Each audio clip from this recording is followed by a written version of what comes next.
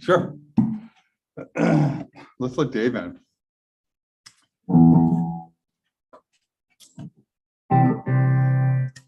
And where are you guys today?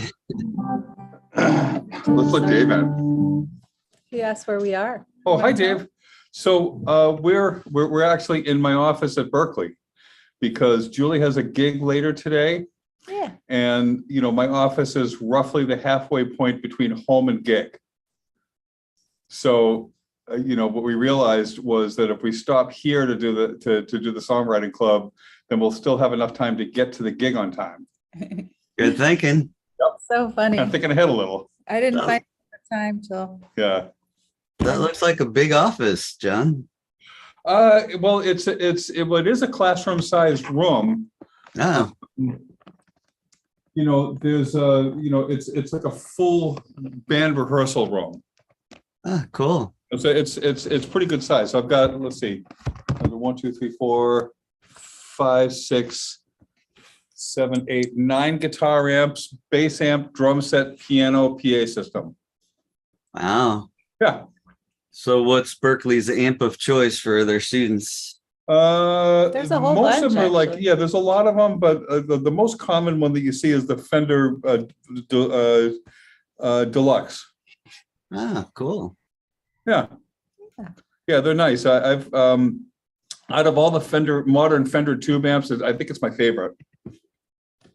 So is it the original classic deluxe or is it? No, it's well, it's like a higher gain version of it. Cool. Yeah. You know, so that it's like it's got like a 2-channel setup. There's a there's a clean channel and then there's an overdrive channel. That's And great. what I kind of like about it is that it covers a lot of ground, but you know, like some amps that like if they try to put too many features into it, it can sound like it's trying a little too hard. Do you know what I mean? And the newer deluxes, you know, they've got that classic Fender clean sound, you know, and then the overdrive sound is good. But I wouldn't say, you know, like a lot of metal players would complain that it doesn't have enough gain. Yeah. You So know? are these the new Tone Master series or are they? I don't know. I think it's just your garden variety Blues Deluxe. Oh, Blues Deluxe. Okay. No, got it. not Blues Deluxe. It's just a Fender Deluxe. yeah, Fender Deluxe. It's called All right. 40 watts, 2 tubes. Oh yeah, plug. the Hot Rod Deluxe or whatever. That's right, Hot Rod Deluxe. Yeah. All right. You know, Sure. we also have another amp I have in here is called the Fender Bass Breaker, which is nice. Mhm. You know, I don't know if you've seen it. It's actually a guitar amp, but it says bass on it. So it tends to be a point of confusion. It's a good blues amp. The students are like, isn't that a bass amp? Yeah. Actually, no. Yeah.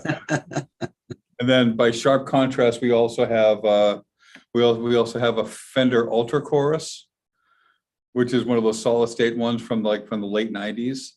And it might Everything was be, solid state. yeah, it might be the single, I believe it's the amp that holds the standard for what lousy guitar tone can sound like. You know, Not the Bandit? huh? Oh no, TV Bandit? far worse than the The Bandit. Bandit had a Oh, wonderful tone. What are you talking TV about? Bandit? True. Drew's here too. Oh, by the way, Drew's here. Yes. Hey Drew. Hi, Welcome. Dave. I didn't scare you away, huh? Oh, no, much the reverse. Figured if I didn't show up, you'd be disappointed. Good. I would be if you didn't.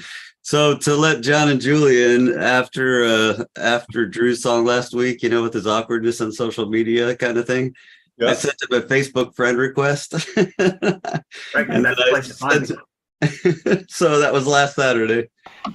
But we had quite the great chats. And Tamara's back. Hello. Mara, we're glad you're all here. Yeah. Thank you. You know, But, they're what's- about tomorrow. Oh, They're thinking about for tomorrow. some reason, my Oh, is private. Okay, why don't you talk about stuff? Talk about your songwriting adventures this month. For me? Yes, you. Oh, okay. So as some of you may know, John Finn Group is working on a new album. And I'm, kind of excited about it because, after we got done with all the Julie's tunes, we've been, I've been toiling away at my own tunes. And that's actually been kind of exciting. I bumped into a tune that I had started almost a year ago, and I got it about to like roughly the 70% mark, and then just didn't finish it. So over the last couple of days, I've been, I've been obsessing about that silly little tune, and I finally finished it. So I feel good about it. It's cool. Yeah, it's Always a good. it's an adventure. Let's say that. It's a study in what? Rolling with Let's see. Okay, well, the plan, sticking to it, okay. going on an adventure, but having one solid thing throughout. Well, okay, so I had an idea in terms of a concept, in terms of how I wanted the piece to sort of play out. Like I had like a couple of tight little themes, and then everything else that happens in the tune is sort of based on those themes, but there's a lot of variations in those themes. So the effect I'm going for is, the band's kind of playing along, and then all of a sudden you take this sharp left turn into something completely different, but it's somehow related. Yeah, that's what I'm saying. and There's then, this current that's yeah. carrying through all the different parts. Yeah, but there's a lot of different parts and a lot of key changes and a lot of rhythm changes and a lot of, it's probably I think it's one of the most chaotic tunes I think I've ever written. Interesting. So What about you guys? We'll have a chance to listen to your tunes, but what was your process like this month?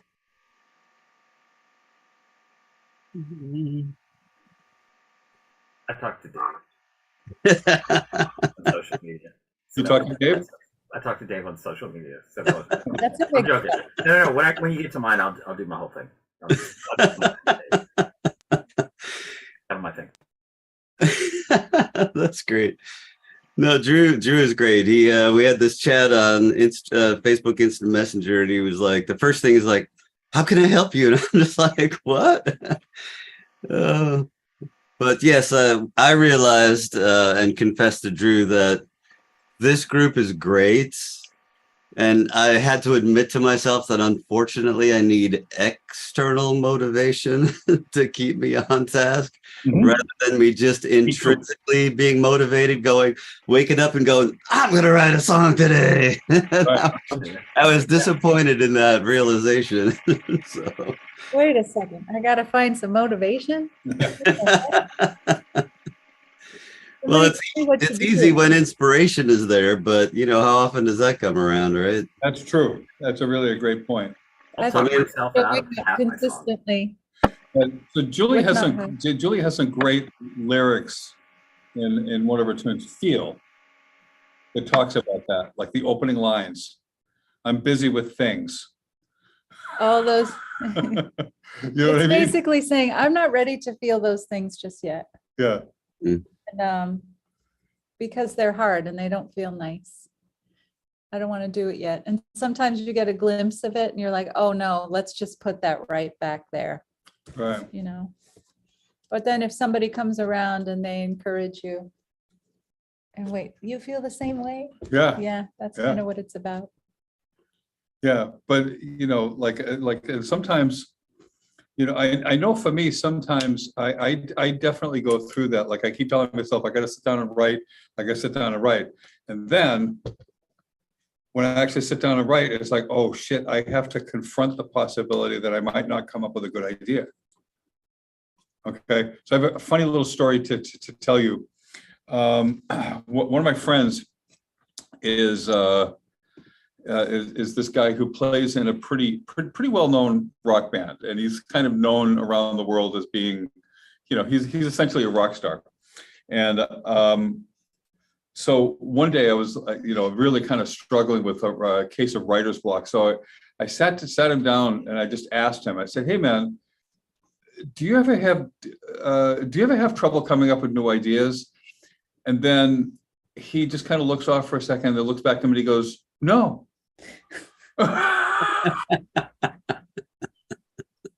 Wow. And Great answer. No. but the way that he said it made it sound like he wasn't saying I always have I always have great ideas. It was more that he didn't let himself think like that. Well, you asked ideas. It's Yeah. one thing to say, we could all have ideas Yeah. and they could turn into something great. I Yes. think sometimes we don't want to give it a chance Yes. out of fear or. And I think that was sort of what I took home from it was, that there's always an idea there, but you just have to be willing to search for it.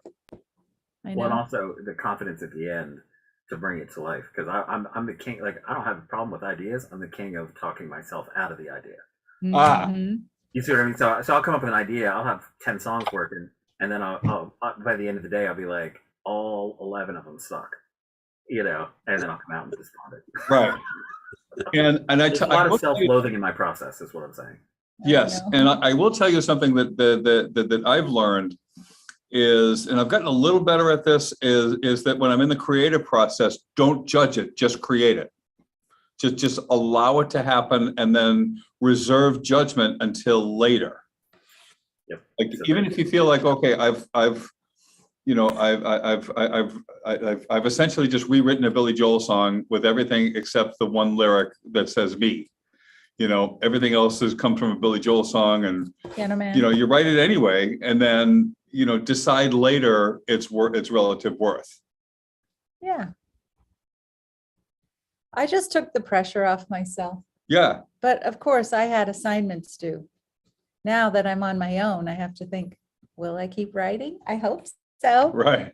I haven't written a song in a while. I'm still trying to finish up my album. Mm. And now we have this new album too. Yeah, It's all wonderful things. But I think the balance is trying to find a way to write and record, release, and have it all going at the same time. And not crumble psychologically. All right, staying afloat. That's a good title for a song. Mm. That's your All assignment. right, cool. So last month we had a little discussion about line cliche. And do you want to share? Do you guys want to share your songs first? John has a couple line cliche songs. Yeah. Do you want to hear the recording, or should I just play the line cliche part? Recording. Recording? Okay. And while I'm at it, Drew, your microphone's a little bit quieter than everybody else's, I think. Thank you. When is it? Let's see. Clockwork. Check 1, check 2. Is that better?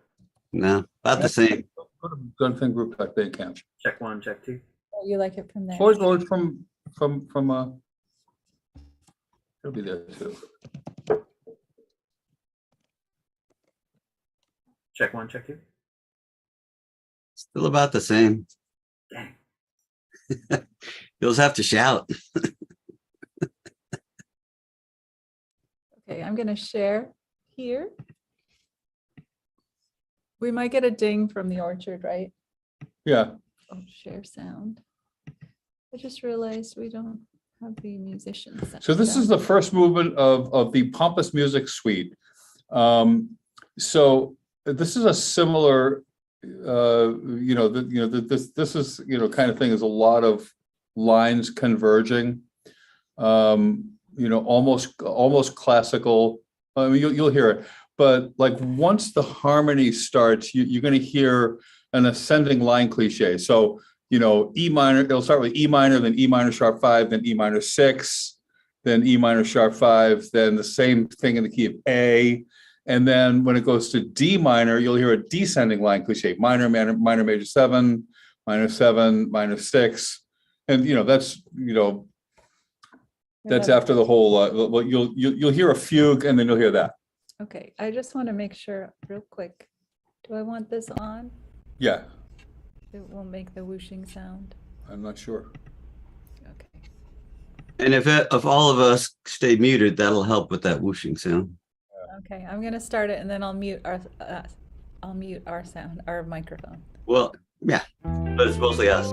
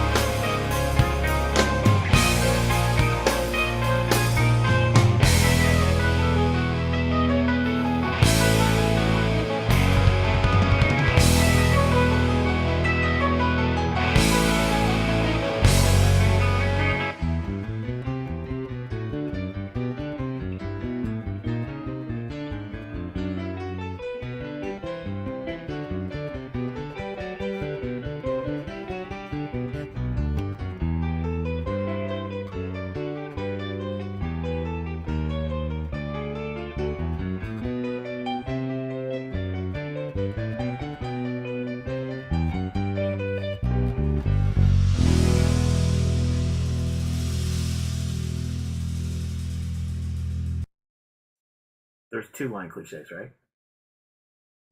Yes, there's at least two. Yeah, there's at least two. There's a one 3/4 of the way in, and it breaks in. Yes. Yeah. Okay. Yeah, so it happens at roughly the 1 minute mark with the guitar introduction. Right. Yeah. Of course. Okay. Solo. Yeah. then at the solo, Yeah. then Right. Yeah. yeah. And then there's one right before Oh yeah. recorded. Yep. Yeah. Yep. Because they Oh, picked up. hey, yeah, I know, I was counting. So I have a question about how you track that. Did you listen to a click? Did the band listen to a click? Think about that for a minute. I don't remember. I don't think we played it to a click. Okay, so my second question was, when you think about that style where you're going, okay, you're moving from odd times to round times in and out of different fields. Yes.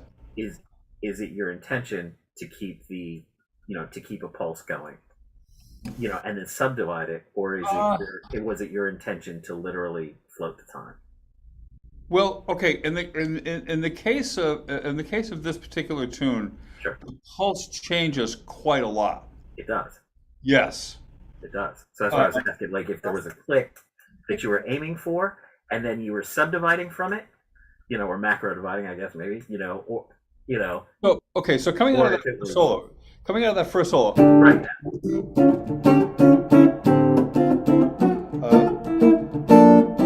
uh, then 1, 2, 3, 4, 1. See what I'm Okay, saying? so you were floating that, so it wasn't still.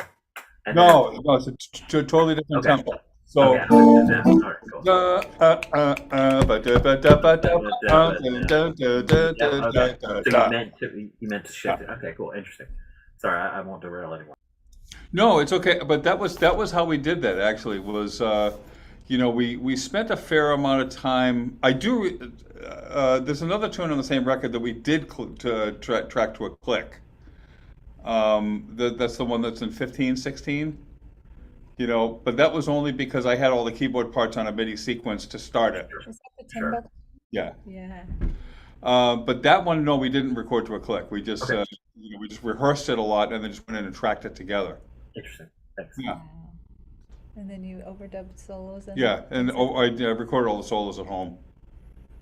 Just one take, everything, and That's so they John. just did a single one But take. no, it wasn't one take. It was more I'm like just kidding you. yeah, 1,000 takes 1,000. on an ADAT, by the way. Oh boy. Oh, I love that. Wait for it to rewind. Yeah. All right. Any other questions? Anyone want to share theirs? I have Drew's. Should we listen to yours next, Drew?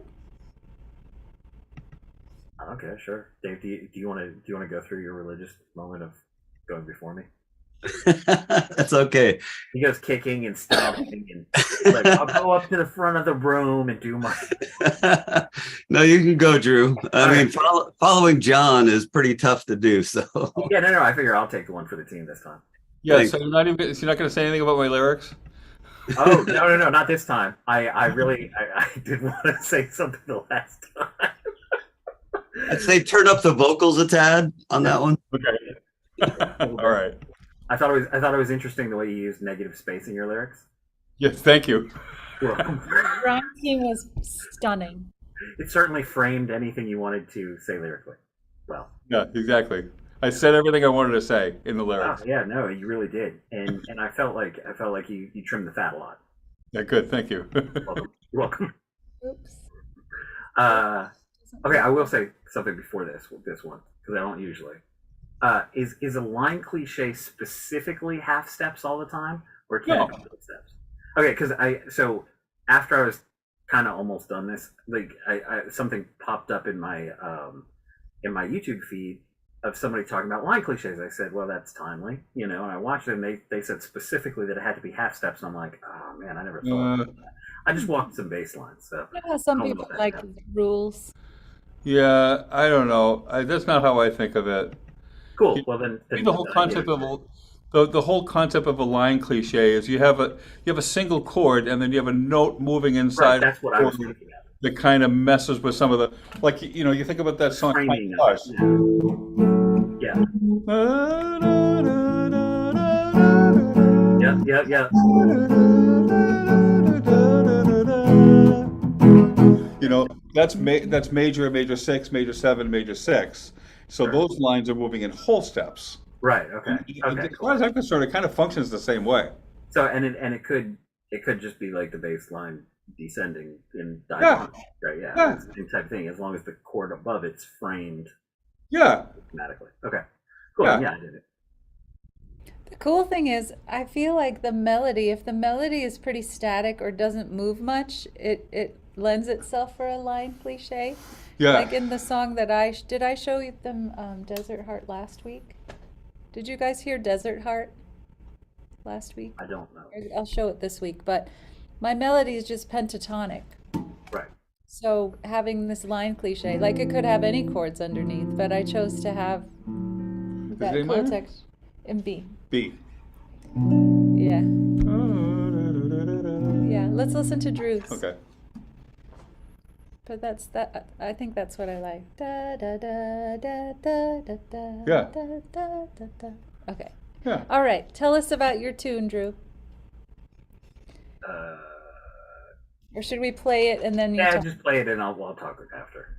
Okay. Here it comes. I'm Thank gonna. you.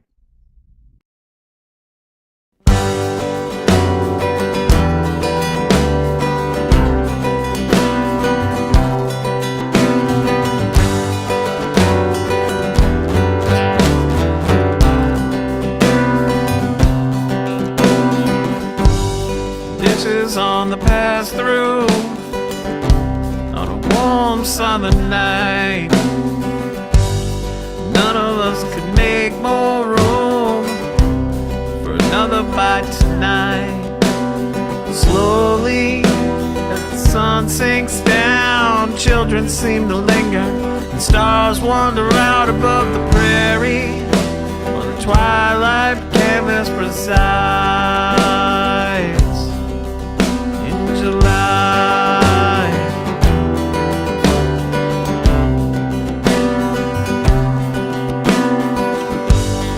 Mama bear keeps watch out, while Papa sits and clicks at a flint.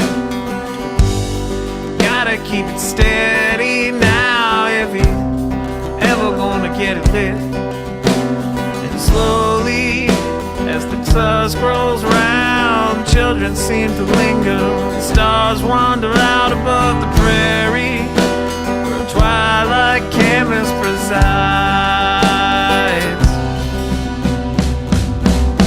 Light up the sky, show me what you got for me. Take the night in all its glory. Show me what you got. Paint the night and bring tonight alive.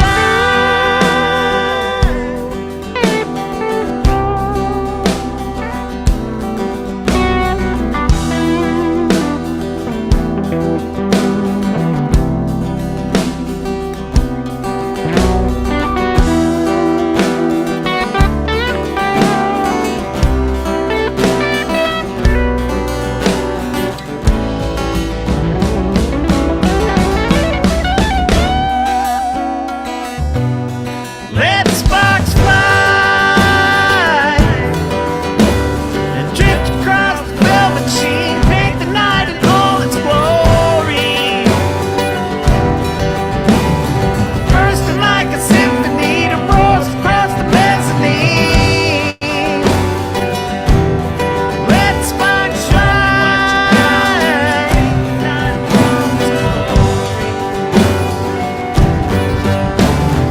Make the night alive.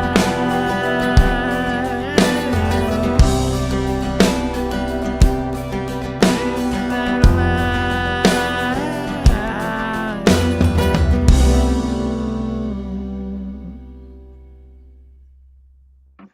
All right. So, well, thank you. Very kind. Beautiful. Thanks. True, man. That's that. I think for me, that's one of the most heartfelt things I think I've heard you write. Oh, Very sweet of you to say. You know, I assume it sounds like you're just kind of writing about a family in their backyard doing Fourth of July fireworks. Yeah. So the talking points, I guess, off of this is like, so one, I don't know if Julie wants to go into like, I call it negative space, but you know, I didn't take in classes like words that you try not to say, right? So I was thinking about what I was going to do, and it was July, and I was like, oh, you know, low hanging fruit is always holiday songs. Like, you know, there isn't necessarily a song for every holiday. You know, Christmas Right. is littered with them. Happy birthday, of course, and then the rest of them kind of get pushed over.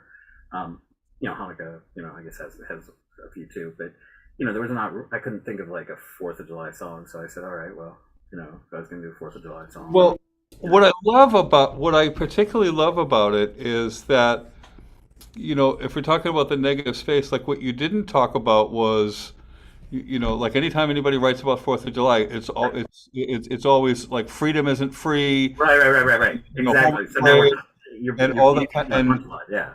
and Yeah. you're just painting a great Thanks, man. sort of you know sort of picture of a family in their backyard, and the kids have got sparklers, Right. and Yeah. dad's on the grill, Yeah. and mom's Yeah. watching over everybody. Right. That's and why the it's sky- one of my favorite holidays Me for too. those reasons. Right. Exactly. So, and Tamara can speak to this. Not everybody celebrates Fourth of July, right? You know, Right. so you know, Fourth of July is uniquely American, and for me personally, as an artist, I'm not saying anything about my politics or whatever. Like that's the thing. You know, from you know, what's it really about? Like to people now, you know, Yeah. and it's usually about time with family, right? And you know, Yeah. when I was a kid, the thing that I liked doing was jumping in the pool with my family. We ate a bunch of food, you know, out in the backyard, My and favorite. then dad lit up some fireworks, and so I didn't want to say the word firework. I didn't want to say necessarily Fourth of July holiday. You know, No, I but, had a but list, It comes you know. through. but all of it comes Right, through. exactly. So, and then hopefully somebody who just is in the summertime enjoying time with their family, hopefully will be able to relate, you know, to the sentiment. You know what I mean? Okay, so I'm going to give you a little piece of trivia that that you may not know. Um, you know, it's the British have a certain slang term that they use to refer to Americans. Tamara, I'm sure you've heard this one. So sometimes us Americans, especially when we do things that are like vaguely Questionable? offensive, vaguely Yes. offensive to Yes. Brits, we're referred to as septic. We are Awesome. septic, and the rationale is, okay, if you follow the logic, okay, you know, septic, think septic tank, and tank rhymes with yank. Ah, that's great. I like it. Well, have you heard that one? No, actually, I haven't heard that. I've never heard that. No. Yeah, Wow. that was my first time. My first time to like visiting England. I was with a group of guys, and they referred to me as the septic. Nice. You know, and then they went on to explain it. It was like, okay, thank you. I feel much better. Wow. Yeah, that's Oh, good. dear. That's good. I like it. Yeah. So so the whole point is dad was my dad literally was a very worldly person. He traveled a lot when I was young, especially. And so we grew up in a household that like looked at Americans kind of like that, as if it wasn't us. You know what I mean? Like we tried very hard to understand. You know, you come back from Korea, and then we talk about the Korean cultures, and you know, Right. and stuff like that. And so, you know, like it's something that, you know, for me, like my time in country music, I really appreciate the sentiment. You know, the you know, independence and support the troops and everything. Of course, I that Sure. resonates, but by the same token, like the artsy side of me says, okay, so we've said that, you know, can we make a broader scope? Can we try that? Yes. So anyway, with that aside, I had to put in the 5 of 5 into the 5 walk down into a 1 walk down, for Dave, of course, to impress Dave. But my question is that still a line cliche, or is that just a walk down? Yeah, I don't know either. Okay, so my question back to you is, does it actually matter? It matters depending upon my grade that Julie gives me in this class. I see. You know, Okay. this is for college credit. Yeah, I know. I don't want to flunk again and have to take this class again. No, I'm curious just for my own reference. If it doesn't matter, that's cool. I got a couple more questions. Okay, by my definition, I would call it a line cliche because my definition of a line cliche is a static chord with a line either above, below, or in the middle that moves, that changes a small part of the flavor of the chord, whether it's half steps, full steps, or how far it goes. And the name changes, the name of the chord changes, but it's really just that one note that moves. Right, Yeah. and there is kind of a static B thing happening that's kind of get lost on the acoustics that happen. So G, the B happens on the back end. G with the F sharp, the B happens on the back end. The E minor, B happens. So it's kind of on. So the C major 7, when you hit that part, the B, the major 7 part really stands out. Yes. But again, I line cliche was new to me. The other question that I had for Julie in your classes, Julie, did you guys ever talk about brand placement as a positive or negative? Like the title No, so here's my deal. or actual.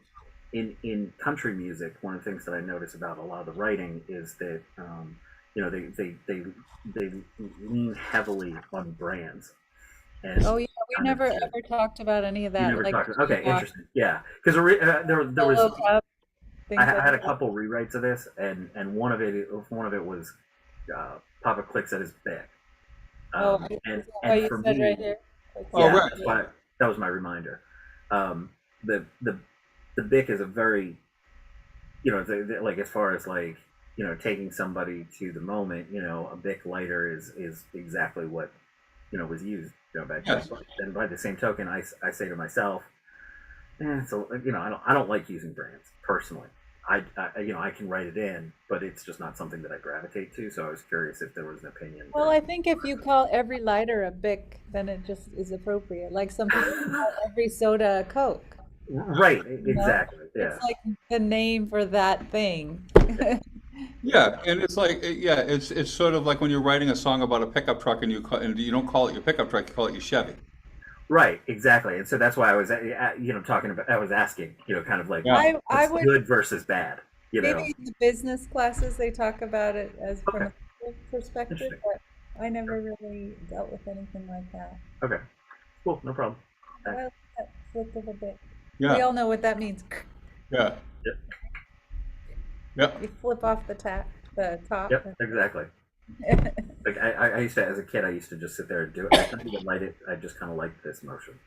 Oh yeah. Yeah, Oh, I don't know, because I wasn't allowed. That's why I liked it. it's dangerous. All right. Very Sorry. beautiful song. I Thank bet you you. ran with scissors too. Oh yeah, I wasn't allowed to have anything sharp. Ate my share of paste, in case you guys were interested. Yeah, me too. Yeah. I was also the first one to. I was also the first one to sniff that mimeograph. Mm, the permanent Sharpie. The purple ink. Oh yeah, that was even better. Yeah. And then I end up at art school. All right. Beautiful. I love it. Thank you for sharing. And it's a beautiful example of a line cliche. Yeah. All right, who wants to go next? Dave, Tamara? Doesn't matter. Ladies' choice. Tamara, do you want to go next or? You can go next, Dave. Okay. Thank you. By the way, Drew, with your product placement question, your song made more sense for me without the product in there.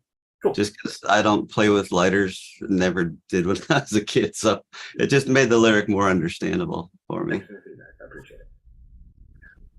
All right. Now I gotta find where the music player went. So in full disclosure, this one was actually, and maybe this is kind of a fun trivia fact, but Harriet's class, 10 weeks. And so sometimes I get more than one song in a 10-week thing. So this song was the last time I took her class, which was like 2 years ago, and I never finished it. But it had the minor line cliche in it, and I'm like, okay, Dave, just finish this thing. Just get it. Yeah. It's been good. sitting in the can, not even in the can. It's been sitting in the notebook for 2 years. Just do it. So That's this month's theme. Finishing it. yeah, get it done. And actually, again, I still have trouble trying to find up topics on this. So I called a friend up, and freaking out because I had something due on Tuesday and it was like Sunday or something. And the friend gave me the title, Empty Picture Frame. So I was just like, okay, I think I can get behind that. Let's see what happens. Yeah, there could be a whole story there, huh? Well, there is a story. There you go.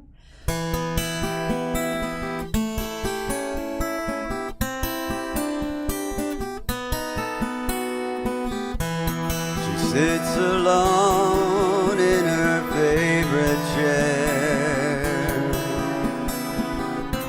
with a prized memento by the candle's flame. Her fingers trace the gold leaf covered heart in her heart-shaped empty picture frame.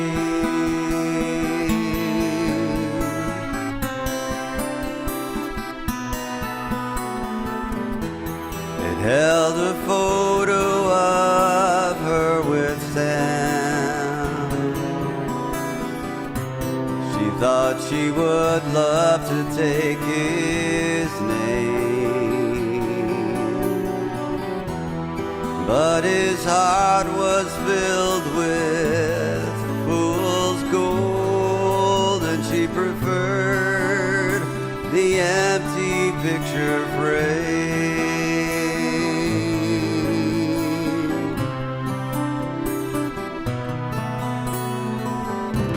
Her heart-shaped picture frame from her solo trip to Paris, alone but not lonely when she bought this souvenir. On the mantle by her parents' wedding photo from the city of love that she holds so dear.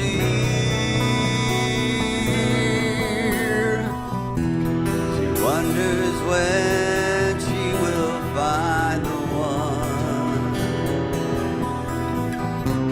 Removing photos, sharing half the blame. Each one there for a measure of time before returning to an empty picture frame.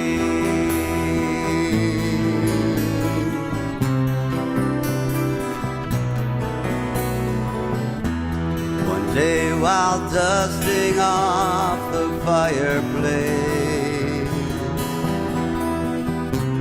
she saw her reflection in the window pane. She knew a photo of herself was the right choice and placed her picture in the heart shape. No longer empty picture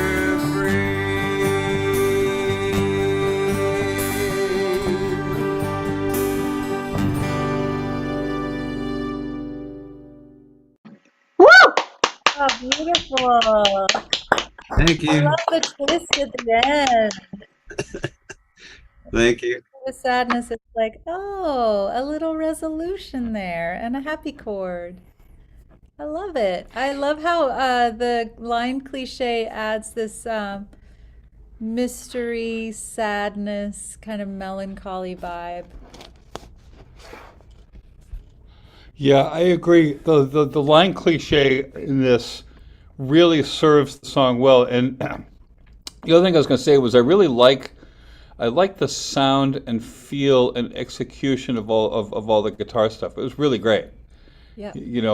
And I think the mood of it really matches the lyrics really well. I think that the lyrics, what I particularly like about the lyrics is that they they seem to just kind of fall out pretty intuitively and naturally. Like, it doesn't, it It's doesn't, the same rhyme scheme throughout the entire song. yes, yes, but it doesn't feel forced is what I like about it. Yeah. And there's a nice sentiment, there's a nice story, and then the twist at the end, which is really cool. I think my favorite is just that refrain. Yeah. And how we've got the line cliche, and then all of a sudden it goes to that B7. It almost is like something is to come. Yeah. A 7 is always like, we're going to move somewhere. Yeah, you're like the more you do this, your production just keeps getting better and better. You're singing better, you're playing better. The songs seem better. You're doing everything right, man, as far as I can tell. Mhm.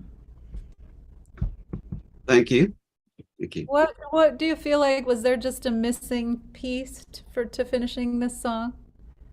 What was the thing that finally got it over the edge?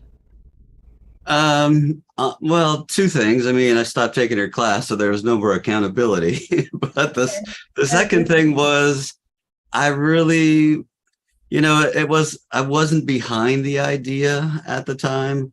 I mean, to me, if you summarize the story in a sentence, and I think I can say that tomorrow without violating anything, it's, here's a person who look to other people for their sense of worth or sense of love or whatever, and then finally at the end goes, hey, I'm gonna put my own picture in here.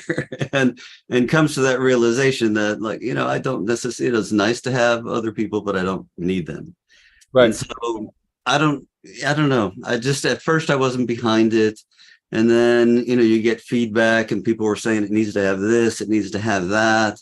And so finally, I just took a new look at it, and I'm just like, I'm taking this out, I'm taking that out, I'm putting this in, I'm writing it the way I want to write it. I mean, my Wednesday night group, they were tearing it apart. I mean, even Wednesday, when they heard the song, they're just like, oh no, man, you need to make this a verse chorus song. I'm like, no. Just, it's an A thing kind of. Right. It works so well to add to that. Each time the refrain comes around, it's just a little different. And I also feel like, it's like anytime, I know for myself, it's like anytime if somebody asks me my opinion about something or asks me like what they think I should do, I will always give suggestions, right? But I like being sort of mindful of the fact that if you're asking me my opinion, ultimately it's your song, and it's your job to figure out what to do with it one way or another. Right. So the hard part in that is that when you're like, getting feedback from other people, and everybody kind of weighs in about what you should or shouldn't do, it's That's not what we easy. want in a way. Yes, We but want them to just say, "Oh, great, good job." so But then what do you learn? well, but at some point you do have to kind of say, all right, well, I love the way that you describe the experience, because it sounds like you heard everybody, and then just ultimately did what you thought was right. You put your own picture in the frame, Yeah, Yeah. figuratively. yeah, and sometimes I think it's important to do that. Do you ever have trouble coming up with new ideas? No.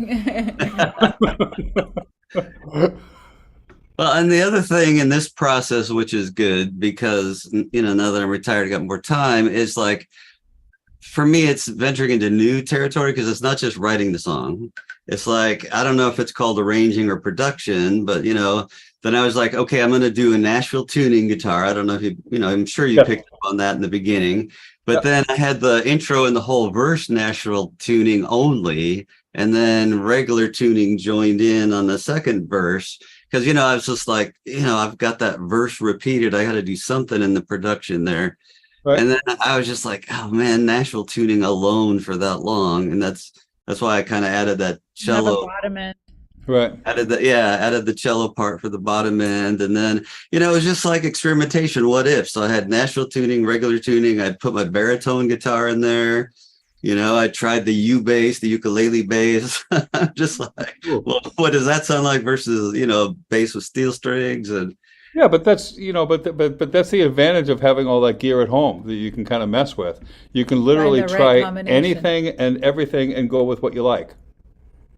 Yeah, I mean, I was even trying all kinds of stuff to get the cello part. I was trying an ebow. Can I get that cello from Oh, an cool. ebow?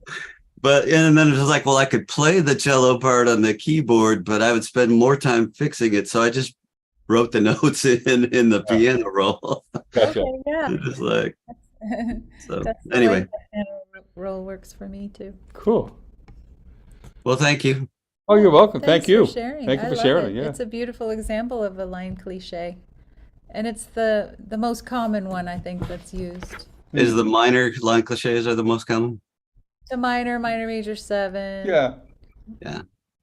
Well, to clarify line cliches in my mind, then let's take the song "Can't Find My Way Home," where it's a D with a D in the bass, and then a C sharp in the bass, and then a C in the bass. Is that Yeah. still considered a line cliche because it's just the bass that's changing? By my definition, I would consider that a line cliche. Okay. Some people may disagree with me about that. They You know, want it to that, be that in the came up in middle Drew's voice. tune. Yeah. Yeah. Yeah, I was finding all kinds of stuff on the internet, and I was just like, well, Yeah. you know, okay, thank you. I think what's important is just to understand the idea of just like taking a chord and moving some of the notes around. You know, you can call it Bob the cliche if you want to. Or call it Bob. That's where we get into trouble Yeah. with calling things things. Yes.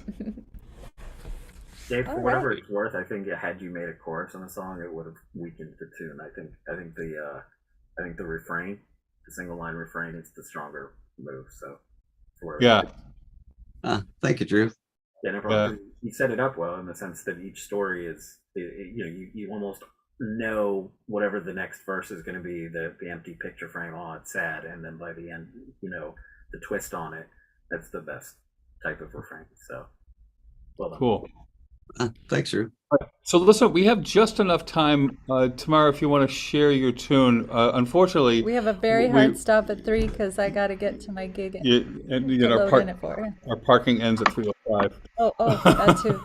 Yikes. So Okay. You don't have So, to, we would definitely want to hear yours, but would you like? Wait a minute. Let's see if I can find.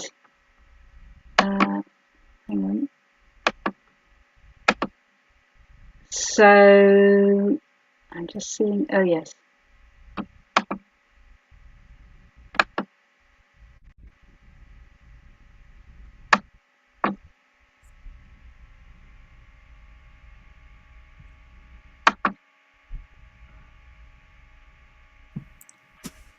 Can you hear this? Strength is a fountain and I'll be fine. I can climb the housework mountain one step at a time. Climbing, climbing in the daily grind. I never know what I might find. All the chores I've delayed, I'm going to choose one. I shan't be afraid, then at least I'll have begun. Climbing, climbing in the daily grind. I never know what I might find.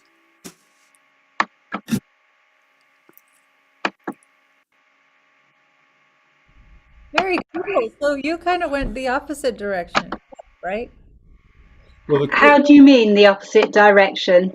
I mean, a lot of times we go minor and we move the note down, but you have the augmented, so you go from a minor to the sharp.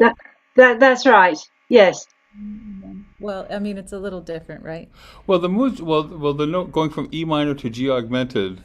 Let's see, E becomes D sharp, so it's got one note moving down, Oh, but her it is. melody is going up. Yeah. Which that That's was one probably of the what things I was sort of thinking. picking up on. You've got the line cliche moving downwards, and then the melody going upwards. Yeah. Yes. After that, you've got the right after that, you get the melody that talks about climbing. Yeah. You know, it was like, yes. What do they call it? Prosody. Oh, thank you. Because I thought, you know, that a rule of counterpoint is that you have one thing going up and the other thing going down, you know, so I thought that would be helpful. Well, in modern, like in old classical music, if you're writing counterpoint, they considered contrary motion to be best, and then parallel motion almost illegal. Now, by today's standards, that's not really it's Because we not. have power chords. Yeah, it's not really a convention that's followed with too much ferocity, I guess I would say. Um, but contrary motion inside of like either chord movement or melody movement. What's nice about it is that like it has a way of like either kind of expanding things outward or compressing them inward. Like so, it has a way of kind of making the music pulsate a little bit more, Yeah, which I think is really cool. yeah. Oh, thank you. So Yeah. in your process of writing, did you choose the chords in advance, or did you just mess around on the keyboard until you found a combination you like? No, I did choose them in advance. Okay, and that was ukulele you're playing, right? Yes. And a cool beat. So did you put the beat down first when you did it, or did you add the beat later? I recorded it to a click track at 90 BPM, and then I added the beat, the audio of which I recorded myself. I added that later. Okay, very cool. Thank you. Yeah, well, I concur. Every time you show up and do more, you just keep getting better at it. We get new ideas, Yeah. right? Oh, Yeah, yeah, definitely. oh. And I want to thank you for writing lyrics that fit my life.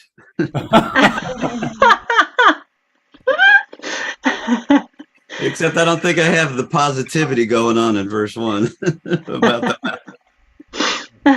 No, it really is saying I'm gonna be good. I'm fine. Yeah, And there's always opportunity and something right around the corner. yeah, that's true. And you know, it's amazing if you leave the dishes in the sink, right? No one else washes them. I hate that. No. Your wife does. Well, my wife does sometimes, but it's wrong of me to always expect her to do that, and I try not to. No, he's good at it. You should. Excellent. Hmm. But I can certainly relate to that. That's like it is a topic that isn't discussed a lot. I mean, it's hard to keep a home nice. Yes. And it's hard to keep the work going and then feel like, okay, there's a reason I'm doing laundry because I like clean clothes. Like you Yeah. have to really keep the positive in front of you or else it just brings you down Yeah, so much time. Yes. Yeah, I really think that the contrast with the line cliche, and then there's like this huge lift when you get to the C chord in the chorus. It really bumps it up. I like it. Oh, thank you, Julie. okay. So, I know can we I haven't really given an assignment, and we're out of time. Okay, so I have a thought. One thing that I do sometimes when I'm writing chord progressions is, and it's a good exercise, and there's no real rules to it, right? Um, if you like pick a key that you're going to work in, series of chords, right? And then find a chord that has absolutely nothing to do with the rest of the chords. Like, so let's say you write a song in the key of G. Okay? So while you're in the key of G, your job is to, and I've chosen the odd man out chord, and I'm going to make it C sharp minor. Okay? So the job is to take that one chord that has nothing to do with everything else and then find a way to make it fit. And the way through that is just experiment with anything and everything, and if you just can't make that odd man out chord fit, then just choose a different chord, but just make sure that it has nothing to do with the key. So it's a good way to sort of circumvent too much thinking about theory. Should we try for our next song to have an odd man out chord? Yeah, so let's say it's so write a chord progression. Lyrics are optional. Write a chord progression. Let's say 8 measures, okay? And have one chord that just One has of nothing these to do, things is yeah, not look, like the exactly. One of other. these things is not like the other. Okay, so let's say if it was G, right? A key of G. So let's say it would be, an example might be G, then E minor, then C, then D, then F sharp, then A minor, then G. Cool. So the F sharp would be the flat 7, but No, that would be the 7, and it would be a oh, major. the 7 major 7. Yeah. So in other words, but the thing is, like, don't try to analyze its position within the key. Just Make add it a crazy just thing. add a crazy chord, and then just try to make it fit. Okay. So And we're not, so we're and not talking like in the B minor in the key of G, turn that into a B7. That wouldn't necessarily qualify, or secondary dominance, or well, it can be secondary dominance. It can be, in other words, the what I'm encouraging you to look for is find a chord that shouldn't fit and make it fit any way you can. Instead, like just wipe your mind entirely of any theory regarding secondary dominance, key changes, any of that. Just okay, I've got this weirdo chord. I have to make it fit somehow. And the reason why I say that is because what you'll find is that if you come up with like a really creative solution, that sounds really good, there's probably a theoretical reason, even if you don't know it right away. And I think what's important as a writer is to be willing to experiment a lot with a lot of possibilities, particularly ones you wouldn't ordinarily come up with. So so just something to think about. Okay. It's something that I use a lot as a writing technique. Is just really okay. So I'm playing a G chord. What would be the weirdest next chord to go to? And then just try anything and everything until I hit on something that's kind of going, oh, I kind of like that. Why does it work? I don't know yet. Okay, well, and then just write through it, and then as I get to know it, as I get more familiar with the way that it sounds, like a lot of times the theory reason will sort of reveal itself eventually, but maybe not right away, and that's okay. In other words, the point is you don't have to understand it in order to be able to do it. You just have to be able to do it. And the way it sounds is what's important, not the theoretical reason. Good call. Okay, and that's just me editorializing. So prove me wrong. Fight me. No. Yeah, fight me. All right. I'm so sorry, you guys. If I don't leave right now, I'm going to be late, and I start playing at 4:45. Yeah. It takes an hour to get there. But thank you so much for hanging with us. I don't know why I can't see. Yeah. Thank you. All right. Thank Thank you. you. Thank you for sharing your songs. It means so much. Yeah, and then just let us know when we're meeting again next yes, time. we will. Yeah, I don't know if we will be able to in August, but I'll let you know. We Yeah. just have so much happening. But I'll send an email about it. Okay, thanks. Thank you.